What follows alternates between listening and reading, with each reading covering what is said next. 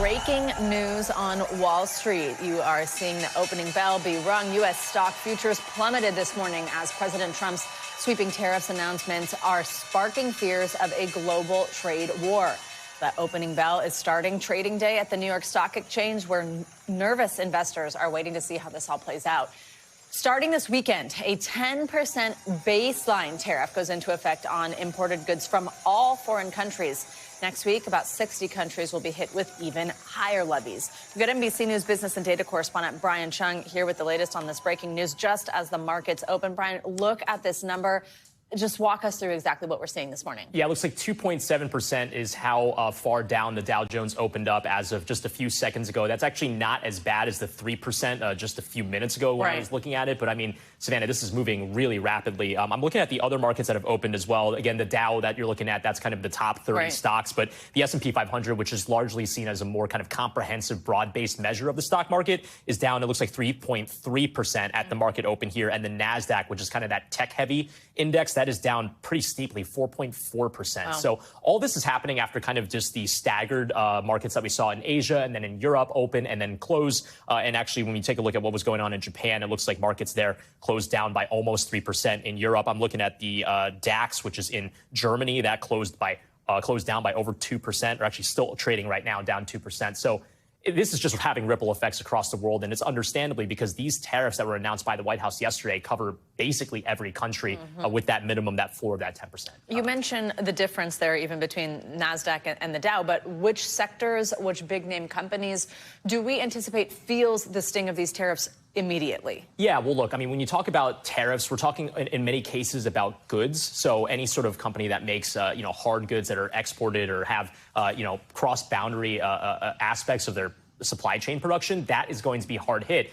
But Savannah, you bring up an interesting point here, which is that you look at the NASDAQ, that's a tech-heavy index. And a lot of people might be thinking, well, why is it the case that a stock like Meta or a stock like, Google would fall in response to tariffs on hard goods? I think it speaks to the broad-based concern that investors have. Yes, it is indeed the case that Google or Facebook aren't manufacturing the types of items that would be subject to some of these levies on these countries around the world. But nonetheless, if you're an investor, you're worried about the economy. And there were a number of economists just last night in the response and hours after the announcement in the Rose Garden that were saying the R word, recession, not just in the United States, but there were economists that were also warning of tilting into recession a number of economies around the world. So if this is kind of the lowering tide for economic growth around the world, then you don't want to be in risky assets like stocks right now. And that's a big reason why we've seen relatively, quote unquote, safe assets like gold rally. We've seen the price of gold surge, been like double digits. It's over $3,000 per ounce as of the last check that I saw. So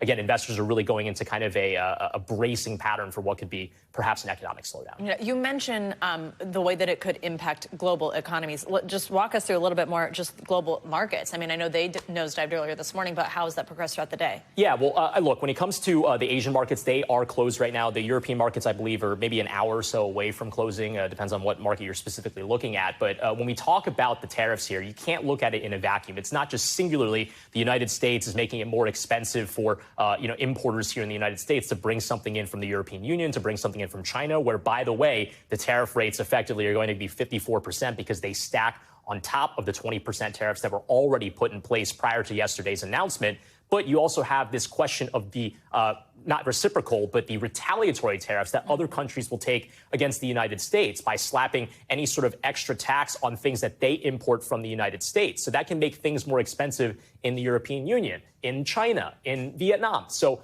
this is just the beginning of this tariff war, and that's the reason why we're seeing global markets react negatively to this as well, because they also have the uncertainty of what their governments and their countries will do in response to the Rose Garden announcement yesterday. Not reciprocal seems to be a key here, given the fact that that's not exactly the right way to describe what it seems the math is shaking out to be. Yeah, an important point that you bring up there, because what President Trump did when he showed that kind of chart physically in the Rose Garden, he was using these numbers and said this is the tariff that other countries charge on the United States. You can see it, all those blue and white numbers on the left column there.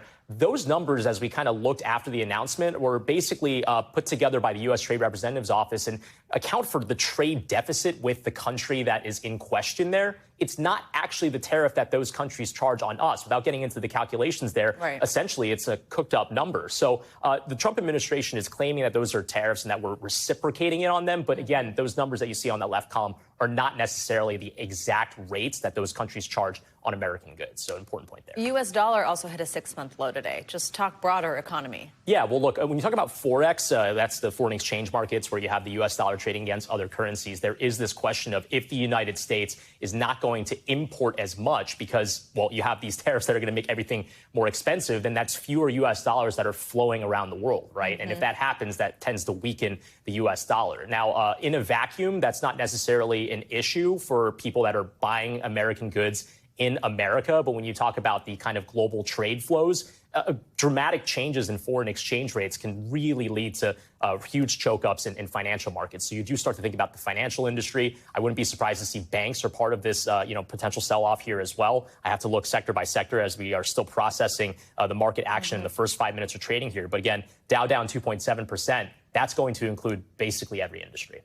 Brian, I think people at home seeing these headlines, listening to us right now, it's pretty scary. Obviously not a great day to look at some of your investments, but what is the one thing you want viewers at home to keep in mind today and the thing that you're really kind of focused on looking at? Well, I think that when it comes to people who are looking at their 401ks and they're looking at their stock savings that they have for, a retirement nest egg, they might be freaking out here. But I just want to remind people that over time, if the idea is to hold on to your stock portfolio so that you can cash it out, 20 years from now, try not to look at this. Bump in the road. Right. It's a bump in the road. And, generally markets tend to go higher if you look over a long enough time horizon. But in the short term, we are definitely in for a bumpy ride. And I think that economists that I've been speaking to and market strategists, I was on the stock exchange floor when the first round of tariffs against Mexico and Canada were announced. They were all saying that, until we get more certainty on the tariffs, this could be a slide that'll continue.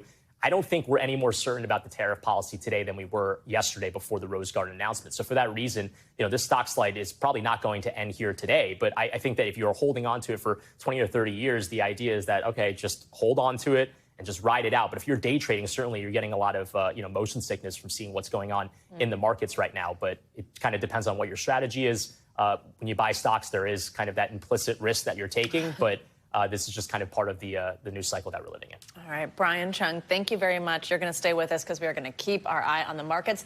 Of course, your money tell you what it means for you throughout the morning. But for right now, the news continues. Thanks for watching. Stay updated about breaking news and top stories on the NBC News app or follow us on social media.